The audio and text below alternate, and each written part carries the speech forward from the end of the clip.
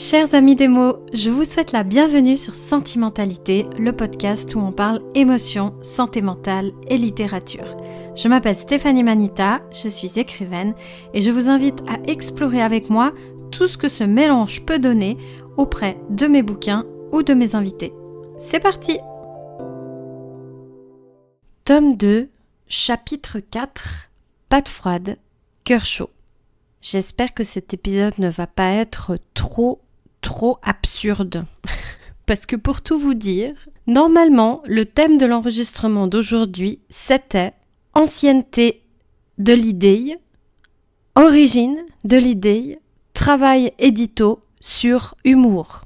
Vous n'y comprenez peut-être pas grand-chose, mais je me suis rendu compte là pour préparer l'épisode que j'avais déjà abordé tous les thèmes que je devais aborder dans cet épisode. Donc plutôt que faire une redite énorme, j'ai eu envie de vous encourager. Je sais que vous n'écrivez pas toutes et tous, celles et ceux qui m'écoutent, mais j'aimerais encourager les personnes qui écrivent.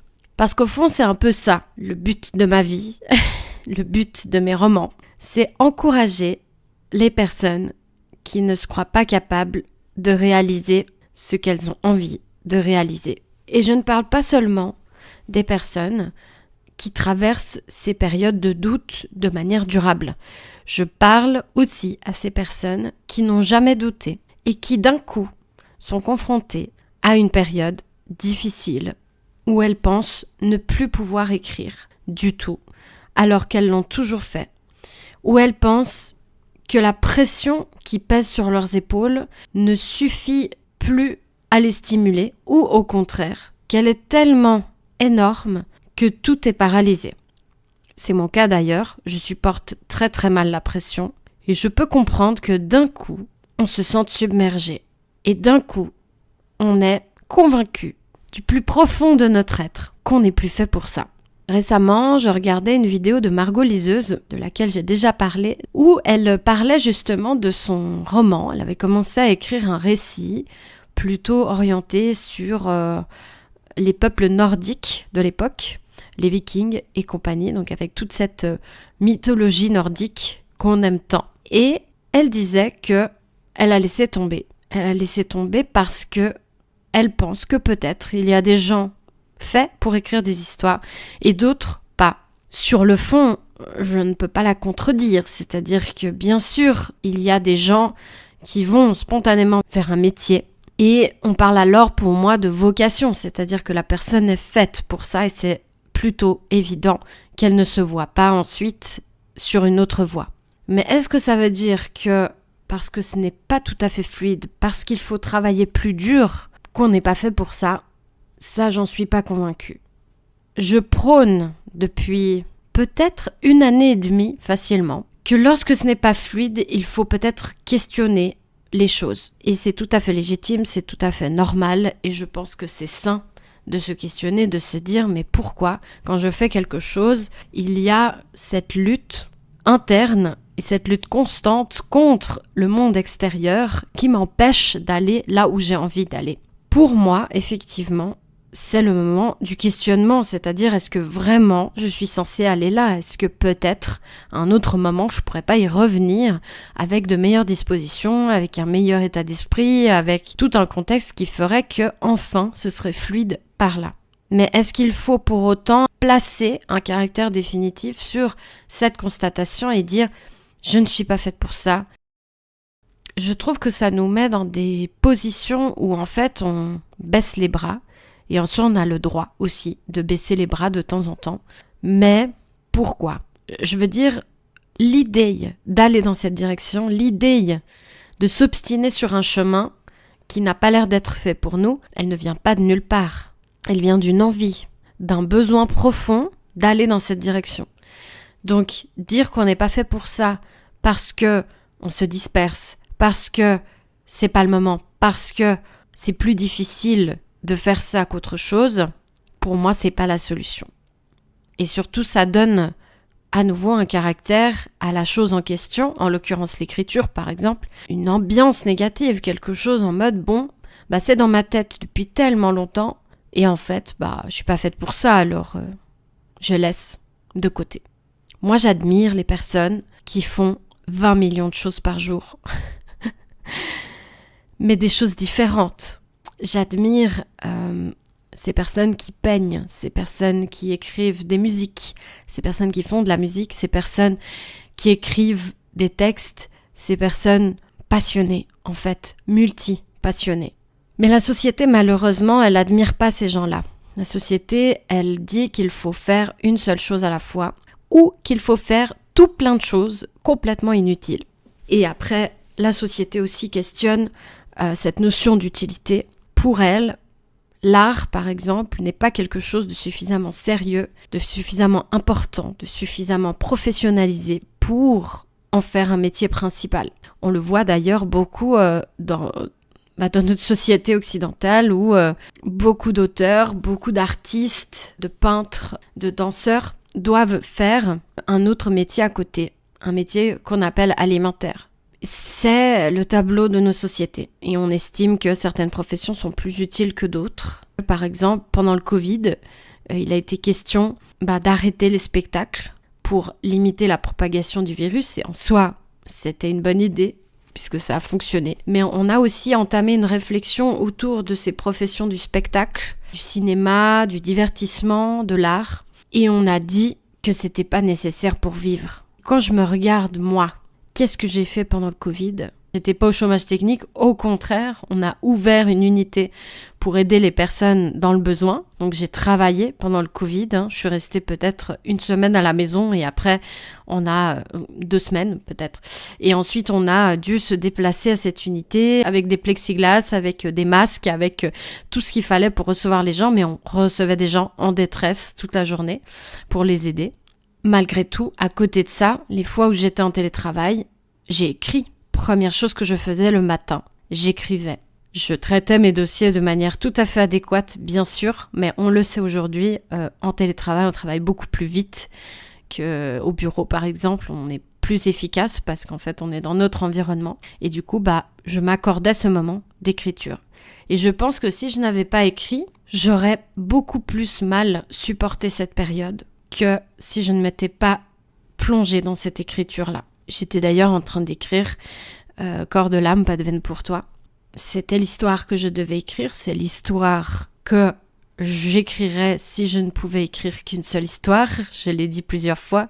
Alors à quel moment on peut se dire, c'est une vraie question que je pose, que mon travail que je faisais qui me permettait de gagner ma vie est davantage nécessaire que le travail que je faisais pour moi, pour me sentir bien. Parce que finalement, je me sentais bien grâce à ce travail d'écriture et parce que je me sentais bien grâce à ce travail, je pouvais faire mon deuxième travail de la manière la plus adéquate possible. Et il y a des gens comme ça en fait, qui ont besoin de lire, qui ont besoin d'aller voir des expositions, qui ont besoin d'aller voir un spectacle pour se marrer. Sans quoi, ils dépérissent. L'art est-il moins nécessaire, moins vital que le lien social, que le travail alimentaire qu'on a? Bref, vous avez compris un peu l'idée. Pourquoi j'ai envie d'encourager les gens à suivre cette voie d'écriture? Principalement, je parle d'écriture puisque c'est mon métier, mais je parle aussi des voies artistiques au sens large, parce que je crois que c'est nécessaire. Particulièrement par les temps qui courent, particulièrement la littérature de genre.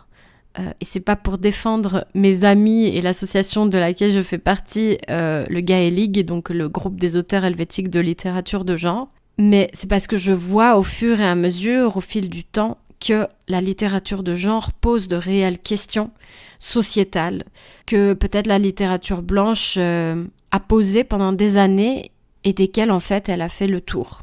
Il y a toujours de la littérature blanche, d'ailleurs j'en lis beaucoup, mais je trouve que la littérature de genre, donc la romance, les romans historiques, les polars, thrillers, la fantasy, le fantastique, la science-fiction particulièrement, questionne énormément notre monde et s'inspire énormément de notre monde en envisageant d'autres perspectives, d'autres questionnements qu'on n'a pas en vivant la réalité. Et donc lire ou écrire, ces différents genres, c'est entrer un peu dans ce questionnement, cette perspective énorme qu'un autre monde est possible.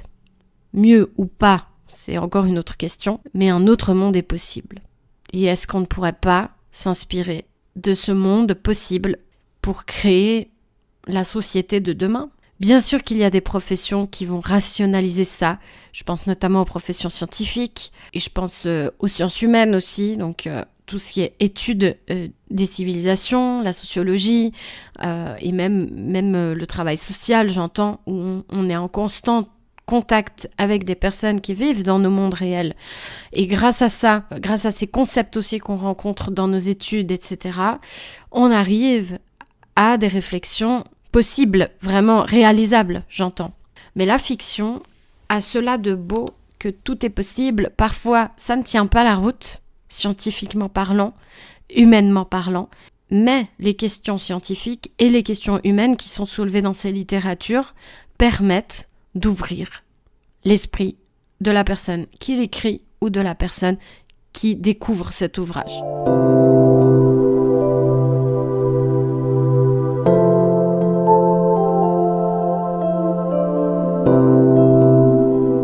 Quel est le rapport avec Pas de froid de cœur chaud ou Corps de l'âme d'ailleurs, Pas de veine pour toi, ou même mon premier roman, Les Inséparables.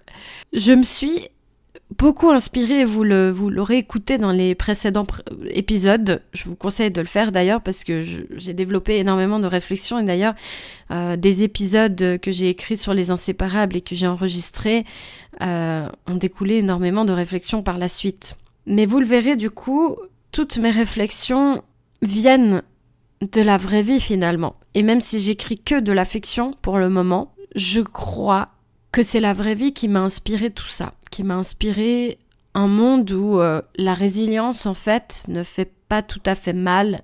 Elle permet d'avancer, elle permet d'ouvrir son esprit. Et j'ai créé des mondes où on peut aller extrêmement mal, on peut tomber le plus bas possible et n'avoir pas d'autre solution que de remonter finalement. Ça existe, ces parcours.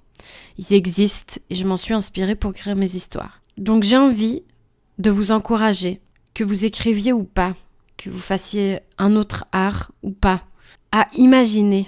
Parce que ça, on en est tous dotés d'imagination.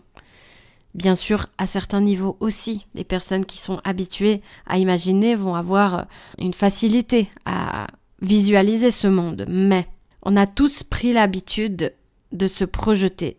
On a tous pris l'habitude d'un jour penser à quoi ressemblera notre vie, à quoi ressemblera le monde. Et ça peut être angoissant bien sûr, mais ça peut être aussi une énorme force.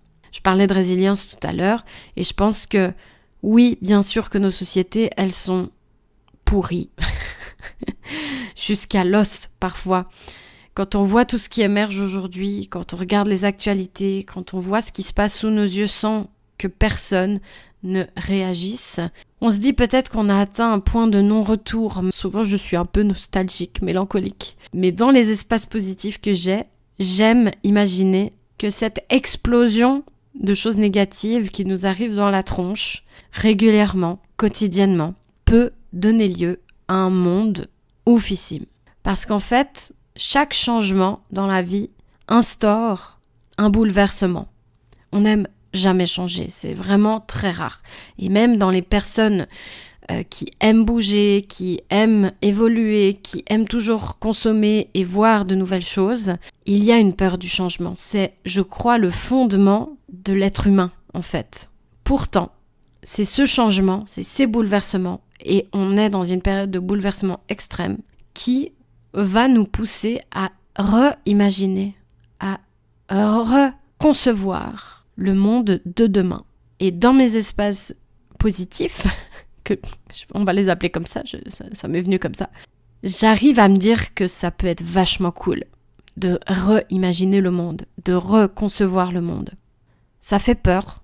Je suis la première à détester le changement, mais quand je dis détester, c'est-à-dire que quand je dois partir en voyage, c'est mon monde qui s'écroule. Vraiment, toutes mes routines s'en vont, j'arrive plus à me retrouver dans mes affaires, j'ai envie de prendre toute ma maison, enfin, c'est l'angoisse.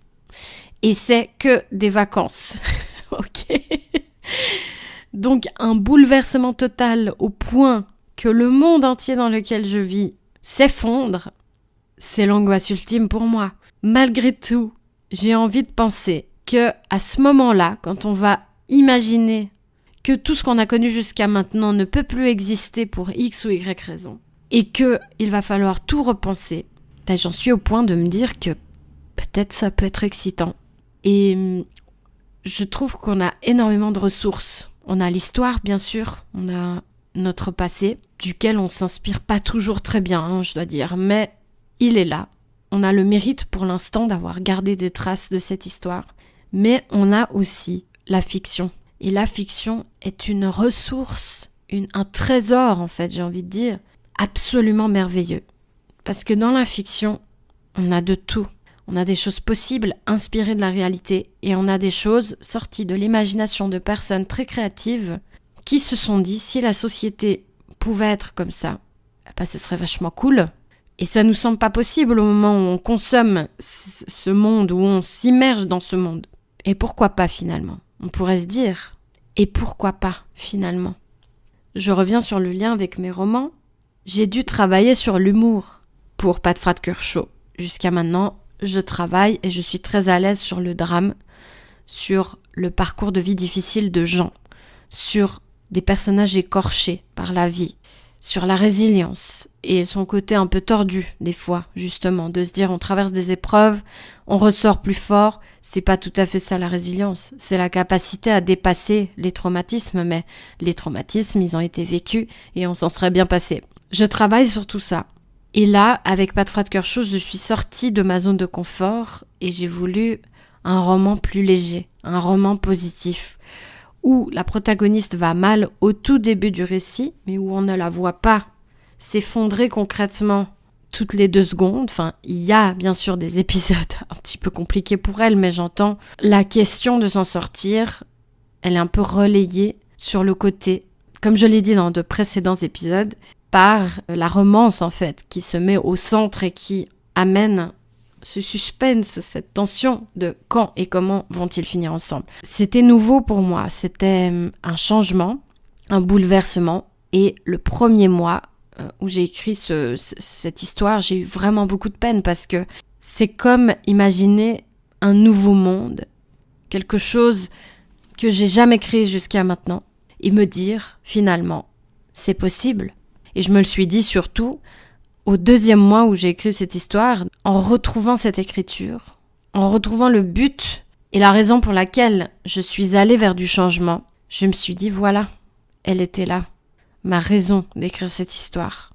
Et j'ai envie de vous encourager parce que parfois, perdu dans ce monde pourri jusqu'à la moelle, on oublie pourquoi on écrit. Et bien sûr, on n'a pas toutes et tous la même raison d'écrire, mais j'entends trop souvent des auteurs qui n'en peuvent plus, qui sont bousillés par ce système capitaliste qui commence à manger nos maisons d'édition, qui commence à manger notre monde du livre, en fait. Il en a toujours été ainsi, mais particulièrement maintenant, en pleine crise de tout, on voit que le système capitaliste a contaminé, en fait, notre monde du livre, notre monde créatif.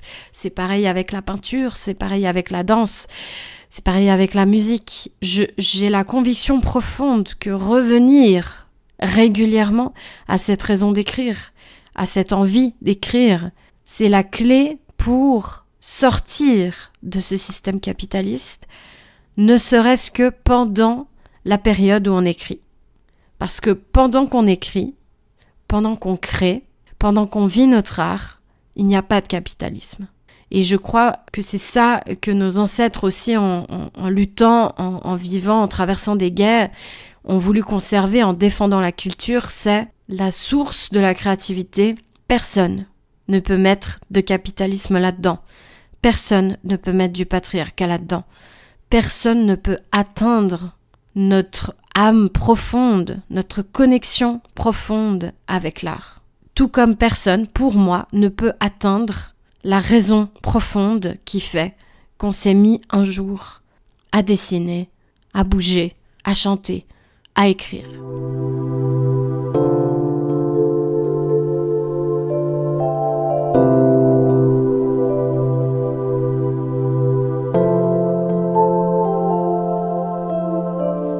Donc aujourd'hui, je crois que j'avais envie de vous faire un épisode là-dessus. J'avais envie de vous dire que oui, le changement, ça fait peur. Que oui, ce monde qui s'effondre, ça fout la trouille sa mère. Mais que on est ensemble. On est ensemble par cette envie, qui n'est pas toujours la même, de créer, d'écrire. Ma raison d'écrire, c'est ça. C'est de passer des messages.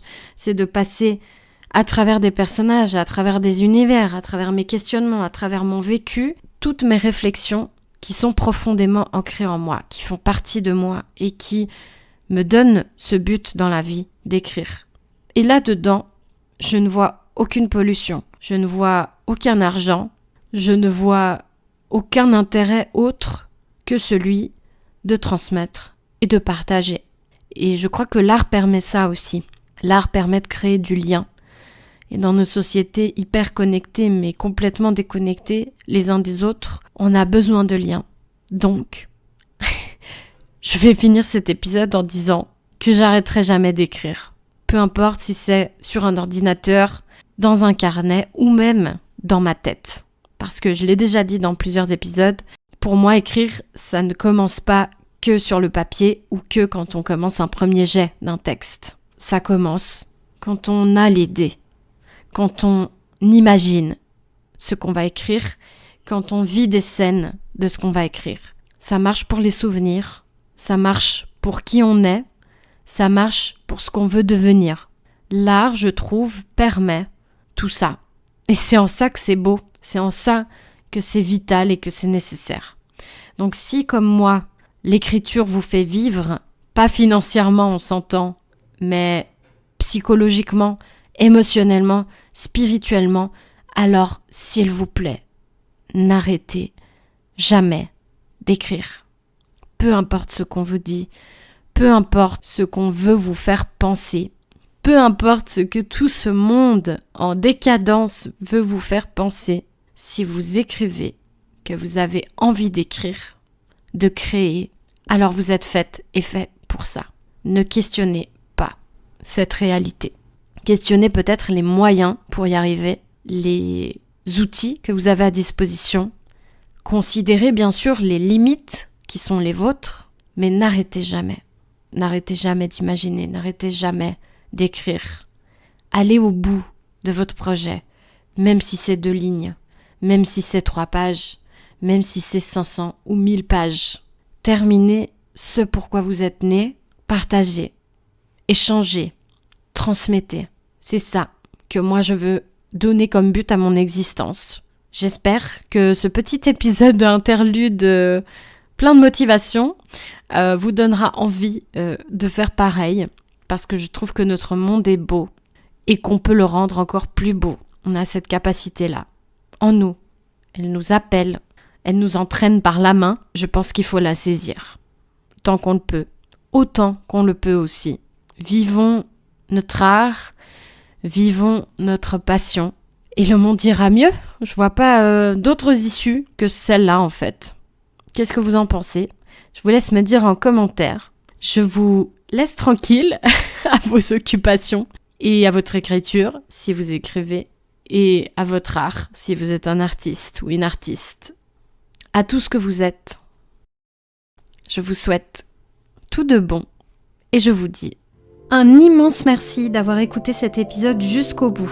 Pensez à mettre 5 étoiles sur votre application de podcast préférée et à vous abonner pour soutenir mon travail. À bientôt entre nos lignes.